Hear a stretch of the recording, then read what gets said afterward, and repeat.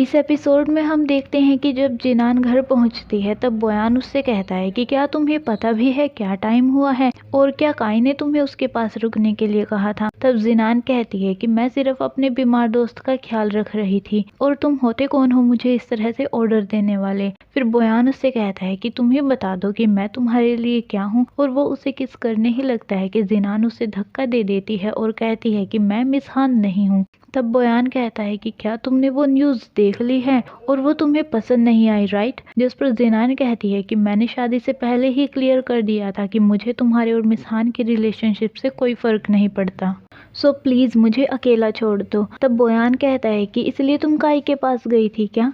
जिस पर जिनान कहती है कि इससे तुम्हारा कोई लेना देना नहीं है। फिर जिनान उसे धक्का देकर वहां से चली जाती है। अगली सुबह बोयान उसका रूम नॉक करके उससे कहता है कि जिनान मुझे तुमसे कुछ बात करनी है, लेकिन जब जिनान कोई रिस्पॉन्स नहीं देती तब बोयान अंकल जू से रूम की चाबी लेकर उसके रूम में जाता है और देखता है कि जिनान घर छोड़कर चली गई है। वो खिड़की से बाहर भाग गई थी। ये देखकर बोयान उदास हो जाता है। उधर जिनान शियो के साथ होती है तभी बोयान का कॉल आता है। तब शियो जिनान से उसका फोन लेकर बोयान से बात करती है और उसे ऐसा शो करती है जैसा कि वो दोनों फिर से बार में ड्रिंक करने के लिए जा रहे हैं। शियो की बात सुनकर बोयान बार में पहुंच जाता है। उसे देखकर बार मैनेजर अनाउंस करता है कि जो कोई भी बोयान को किस करेगा उसे ड्रिंक फ्री में मिलेगी। ये सुनकर सभी लोग बोयान की ओर दौड़ते हैं और बोयान मुश्किल से अपनी जान बचाकर वहां से भाग जाता है। और ये काम किसी और का नहीं बल्कि शियो और जिनान का होता है। लेकिन फिर भी जिनान को बोयान की फिक्र हो रही होती है। तब शियो उससे कहती है कि इतना सब होने के बाद डेफिनेटली वो तुमसे माफ़ी मांगेगा। वहीं दूसरी ओर शैन्यू के पूछने पर बोयान उसे बताता है कि जिनान घर से भाग गई है। जिस पर शैन्यू कहता है कि अगर मैं जिनान की जगह पर होता तो मैं तुम्हारी कभी शक्ल भी नहीं देखता। ये बात सुनकर बोयान उसकी ओर घूरता है। तब शैन्यू बात को एक्सप्लेन करते हुए कहता है कि जिनान ने आपकी और मिस हान की न्यूज़ देख ली होगी, इसलिए वो आपसे नाराज है। फ्लैशबैक में दिखाया जाता है कि जब बोयान और शैन्यू मिस हान के पास जाते हैं तो उस वक्त उसने काफी ज्यादा ड्रिंक कर रखी होती है। फिर शैन्यू उसके लिए टॉवल लेने के लिए जाता है और मिस हान बोयान को कहती है कि बोयान मेरी ये हालत सिर्फ तुम्हारी वजह से हुई है। ये सुनकर बोयान कहता है कि मैंने सब कुछ पहले ही क्लियर कर दिया था। लेकिन मिस हान बोयान को कसकर पकड़ लेती है और जब वो बोयान को नहीं छोड़ती तब बोयान जबरदस्ती उसे खुद से दूर कर देता है और वहां से चला जाता है। इधर शैन्यू बोयान को कई सारी ट्रिक्स बताता है ताकि वो जिनान को इम्प्रेस कर सके, लेकिन बोयान को एक भी पसंद नहीं आती। फाइनली शैन्यू बोयान को कह देता है कि अब इस मैटर को वो खुद ही संभालेगा। वहीं दूसरी ओर जब जिनान शियो के साथ होती है तभी वहां पर उसके पापा यानी कि मिस्टर सू आ जाते हैं। जिसके बाद शियो बोयान को बताती है कि जिनान के फादर आकर उसे जबरदस्ती ले गए हैं। वहीं दूसरी ओर मिस्टर सू बोयान और मिस हान की फोटो दिखाते हुए जिनान को कहते हैं कि ये सब हो क्या रहा है। अब तो मुझे ऐसा लगने लगा है कि तुम दोनों की मैरिज ही फेक है, इसलिए तुम अब से मेरा बिजनेस संभालोगे। लेकिन जिनान ऐसा करने से मना कर देती है। तब बोयान वहां आकर मिस्टर सू को समझाता है कि मिस हान सिर्फ मेरी एक फ्रेंड है और ये सब कुछ मीडिया ने रूमर्स फैलाए हुए हैं, आपको इन सब बातों पर बिलीव नहीं करना चाहिए। इसके बाद वो दोनों वहां से चले जाते हैं। इसके बाद बोयान जिनान को न्यूज़ दिखाता है जहां प्रेस कॉन्फ्रेंस में मिस हान कहती है कि उस दिन मैं शूटिंग के लिए गई हुई थी और बोयान भी वहां पर किसी काम की वजह से आया था। मैं तो सिर्फ वहां पर बोयान के साथ प्रैक्टिस कर रही थी, लेकिन बाकी सभी को गलत फहमी हो गई। फिर बोयान जिनान को प्रॉमिस करते हुए कहता है कि ये सब कुछ दोबारा नहीं होगा, ओके।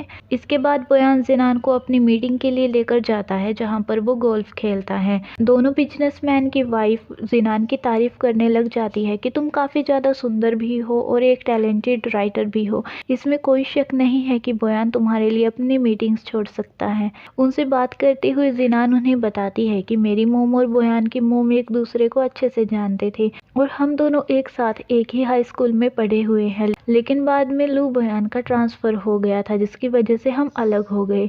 फिर उनमें से एक लेडी बोलती है कि तुम दोनों एक दूसरे के लिए ही बने हो, तभी तो तुम दोबारा से साथ हो गए। इसके बाद बोयान जिनान को गोल्फ खेलना सिखाता है। तब बोयान जिनान को कहता है कि थैंक यू वेरी मच, तुम्हारी वजह से ही इतनी जल्दी डील हो पाई है।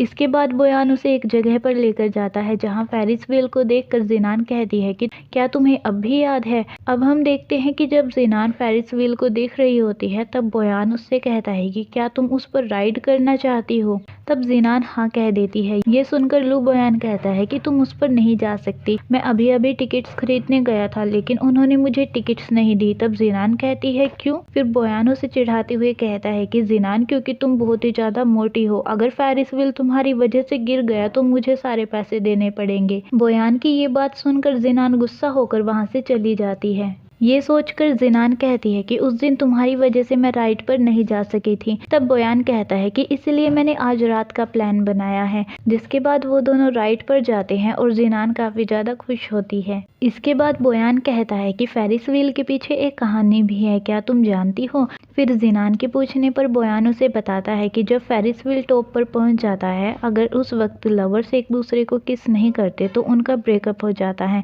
और अगर वो ऐसा करते हैं तो वो कभी भी अलग नहीं होते। इसके बाद फेरिस व्हील के टॉप पर पहुंचने पर वो दोनों एक दूसरे को किस करने ही वाले होते हैं कि तभी जिनान के पेट में दर्द शुरू हो जाता है। इसके बाद बोयान उसके लिए ब्राउन वाटर लेकर आता है और उसके स्टमक को गर्म हाथों से रब करता है। जब बोयान सो जाता है तब जिनान उसके बालों पर हाथ फेरती है। जिनान के चेहरे की स्माइल से पता चलता है कि अब वो बोयान को पसंद करने लगी है।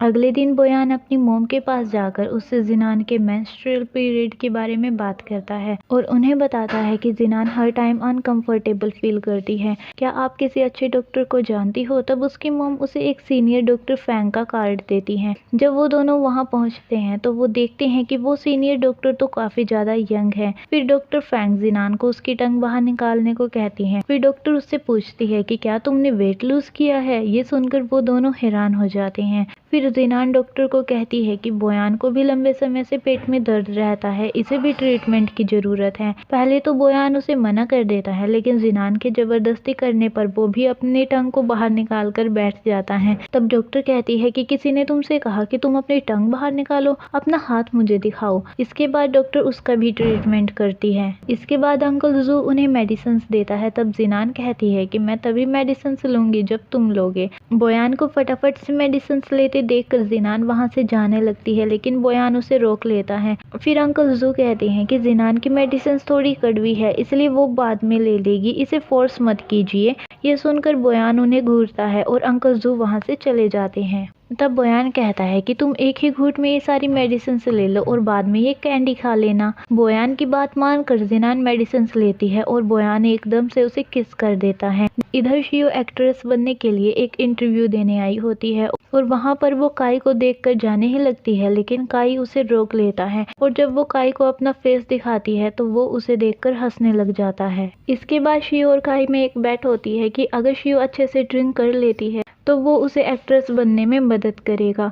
इसके बाद काई देखता है कि शियो तो एक ही घूंट में सारी की सारी ड्रिंक खत्म कर देती है और तब काई को पता चल जाता है कि शियो एक अच्छी ड्रिंकर है।